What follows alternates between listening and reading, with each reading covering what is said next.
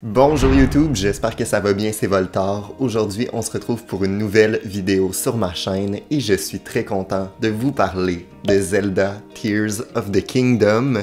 Nous avons eu la chance d'avoir une nouvelle bande-annonce durant le dernier Nintendo Direct et il y avait beaucoup de choses à traiter, beaucoup de choses à analyser. Donc aujourd'hui, je vous partage 25 découvertes, 25 détails cachés que j'ai pu analyser. Je pense que le trailer nous présente beaucoup plus d'éléments qu'on le croit. Donc j'ai très hâte de vous présenter mes théories et mes découvertes. D'ailleurs, j'ai réussi à précommander le collector hier au magasin 30 minutes avant la fermeture de celui-ci. Je devrais faire une vidéo une fois que je vais recevoir le collector dans 3 mois. Sans plus tarder, c'est parti.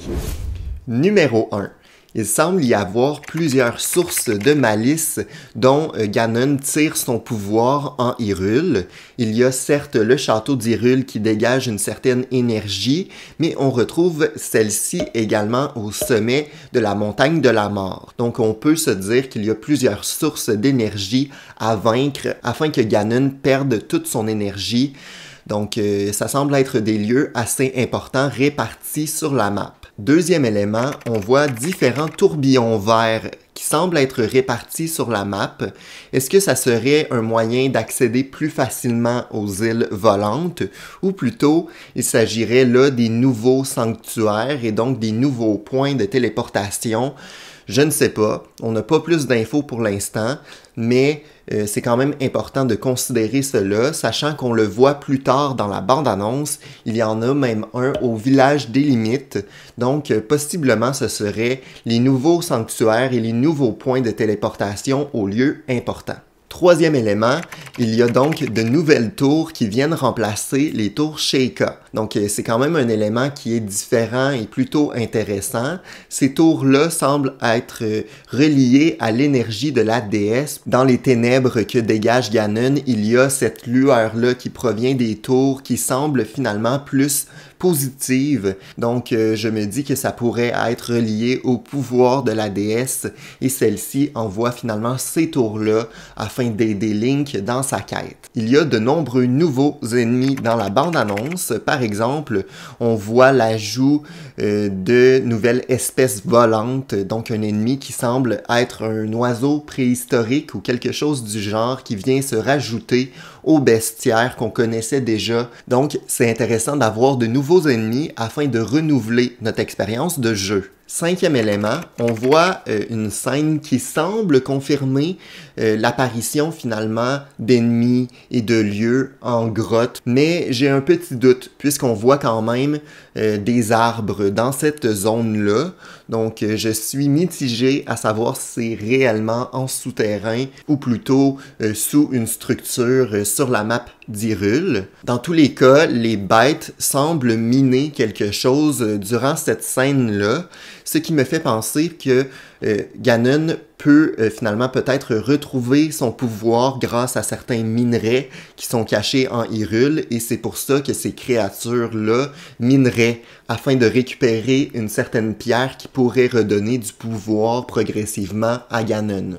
C'est ma théorie. Durant cette même scène-là, on retrouve un autre détail assez intéressant. On voit un peu plus loin des âmes, comme qu'on retrouve dans Zelda Twilight Princess. Est-ce qu'il pourrait finalement s'agir des âmes des gens qui avaient survécu lors des événements de Breath of the Wild, donc des habitants d'Hyrule qui sont finalement morts au début de Tears of the Kingdom lorsque Ganon lance une deuxième fois son attaque sur le royaume, à la manière de Twilight Princess, où ceux-ci sont devenus des espèces de petites âmes bleues qui semblent être similaires à celles qu'on voit dans le tout nouveau trailer. Il y a un dragon à 3 têtes qui protège le pont. Donc c'est assez intéressant, sachant qu'il protège probablement, selon moi, un coffre ou un lieu important, peut-être un nouveau sanctuaire, l'entrée d'un donjon, je ne sais pas. Ça semble être une créature unique, donc qui est assez difficile à battre et qu'on ne reverra pas dans d'autres lieux. Donc c'est plutôt intéressant de se dire que ce dragon-là n'est pas là pour rien. Il garde probablement quelque chose d'important. 8e élément, on se retrouve au village des Limites et quelque chose m'a beaucoup marqué avec cette scène-là. Tout simplement, on ne voit aucun villageois, aucun habitant, ce qui me fait penser que le village a peut-être été attaqué ou que les villageois ne sont tout simplement plus là, ils ont dû quitter le village, ils sont peut-être morts, je ne sais pas, mais ça me met le doute là. Je ne sais pas si finalement la majorité des habitants d'Hyrule ne seraient pas morts au début de Tears of the Kingdom, d'où le fait que l'ambiance de ce jeu-là semble vraiment particulière et un peu lugubre. En tout cas, Limite me semble abandonné, ce qui me met la puce à l'oreille concernant le scénario et peut-être la mort de plusieurs habitants. Autre élément assez intéressant concernant la map d'Hyrule, il semble y avoir des symboles géants gravés sur le sol qui n'étaient pas là auparavant, par exemple à travers Breath of the Wild. Ces symboles-là semblent briller d'une lueur symbolique, un peu à la manière des tours ou de l'énergie que semble dégager Zelda dans la bande-annonce. Ainsi, on peut se dire, c'est une théorie, que ces symboles-là représentent des lieux importants.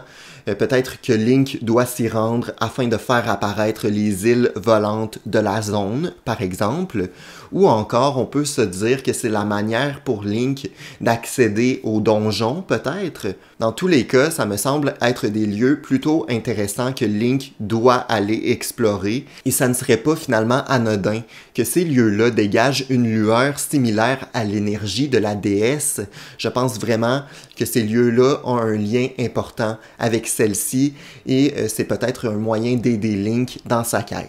Il y a certes de nouveaux monstres, mais il y a également le retour de certains qu'on a vus à travers Breath of the Wild, mais cette fois-ci, tous les monstres qu'on avait vus auparavant ont évolué. On a les bokoblins avec leurs nouvelles cornes, on a également les Lizalfos avec, si je me trompe pas, des casques sur la tête. Donc tous les monstres qu'on connaissait déjà vont avoir une certaine nouvelle mécanique, ou du moins vont avoir changé afin de nous montrer une certaine nouveauté pour pas trop nous rappeler Breath of the Wild.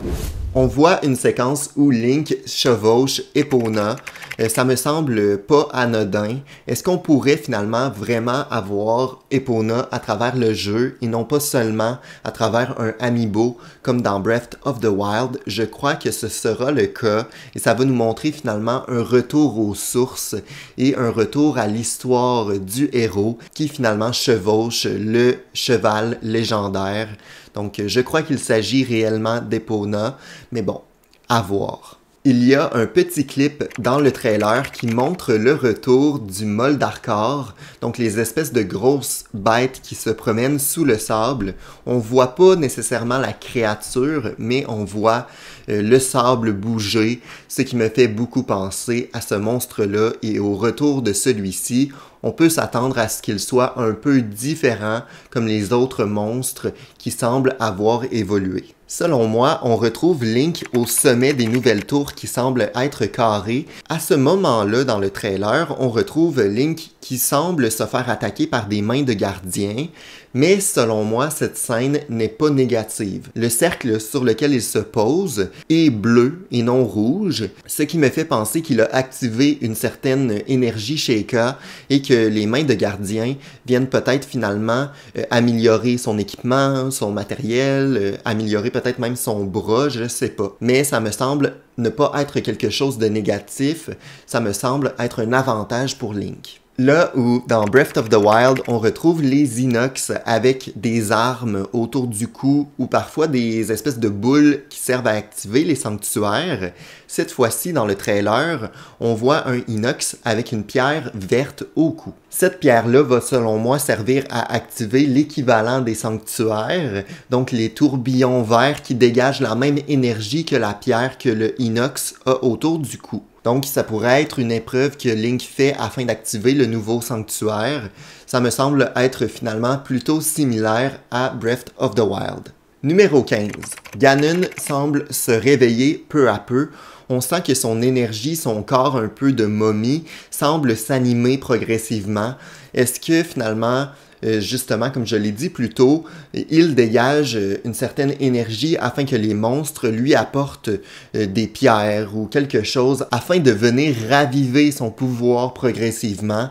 Je pense qu'il n'est pas au top de son pouvoir et qu'il cherche à accumuler l'énergie nécessaire afin de revivre. Donc je crois qu'on va assister un peu à la progression de son retour à travers le jeu. Il semble y avoir un nouveau type de flèche dans la bande-annonce. Link tire donc une flèche sur un ennemi volant et celle-ci ajuste sa trajectoire selon les mouvements de l'ennemi. J'ai trouvé que c'était un bel ajout au gameplay. On voit également que Link peut maintenant surfer sur les rails, ce qui amène une nouvelle mécanique de déplacement. Dans cette même scène, on semble assister à une autre démonstration du pouvoir de Ganon, ou du moins de la manière dont il semble corrompre le monde. Il y a une espèce de grosse globule avec un circuit rouge à l'intérieur.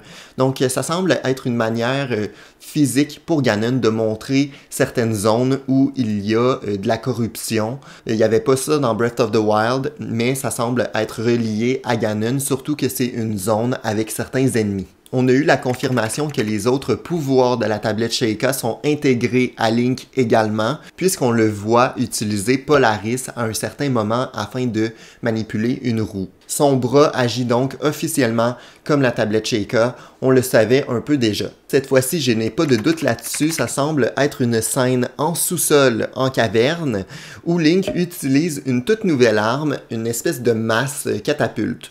Pourquoi pas? Finalement, on a un moment assez intéressant où on semble voir Zelda, mais elle dégage une certaine aura qui me fait penser qu'elle est probablement réellement morte.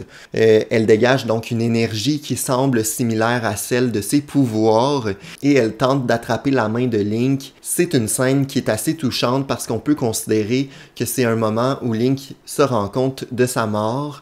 Peut-être que finalement, Zelda est entre les deux. Comme dans Breath of the Wild, elle n'était pas morte, mais elle n'était pas vivante non plus, là. Elle passait son temps à utiliser son pouvoir afin d'empêcher Ganon de sortir de son cocon. J'ai trouvé que c'était une scène assez marquante qui nous guide finalement peut-être plus vers la mort de Zelda que sa survie. On a un nouveau type de gameplay où on peut créer nos propres véhicules afin de se déplacer. J'ai trouvé que c'était un ajout assez intéressant, mais j'espère qu'on va pouvoir quand même choisir des modèles de véhicules déjà fabriqués. Parce que oui, ça va être intéressant de fabriquer, mettons, les premières fois ton véhicule pour te déplacer, mais après un certain temps, je pense que ça serait le fun d'avoir un modèle de base qu'on peut faire spawner afin d'éviter qu'on doive construire à chaque fois son véhicule. Je crois que ça peut devenir tannant après un certain temps, mais bon. On arrive à la dernière scène de la bande-annonce où on retrouve finalement un bloc qui semble tomber du ciel. Finalement, après réflexion, c'est peut-être les matériaux à utiliser pour la fabrication de nos véhicules. Ils pourraient finalement spawner de manière aléatoire un peu partout dans la map d'Hyrule et proviennent finalement des îles volantes. C'est pourquoi le bloc avec une énergie verte semble tomber du ciel. Dans cette même scène, on semble avoir un nouveau campement qui s'est construit. Est-ce qu'il ne s'agirait pas là de certains survivants? Donc, peut-être que tout le monde n'est pas mort finalement et qu'il y a quelques survivants à travers Hyrule, mais beaucoup moins que dans Breath of the Wild. On retrouve aussi dans cette dernière séquence une fleur de Korogu sur l'espèce de structure. Est-ce que on aurait le retour des 900 Korogu? J'espère pas. C'est un cauchemar. J'essaie de faire le 100% présentement sur Breath of the Wild. Et les Korogu, on s'entend, c'est un réel cauchemar. C'est vraiment tough. Donc, je sais pas si je suis vraiment content de voir une fleur de Korogu à ce moment-là. Est-ce que Zelda est réellement morte ou pas? Je crois que je vous laisse entrer dans le débat en commentaire parce que moi je suis vraiment mitigé. Autant on voit Zelda à travers le trailer sous forme un peu fantomatique avec une aura autour d'elle, autant à la fin du trailer on la voit tomber, mais finalement Link tombe avec elle. Et Link a survécu, donc j'ai de la difficulté à savoir si Zelda est morte puisque Link a survécu lui à la chute. Peut-être que finalement il a survécu grâce à l'énergie qu'il a absorbée dans son bras aussi, je ne sais pas. Bref, le débat est ouvert en commentaire, est-ce que Zelda est morte ou pas?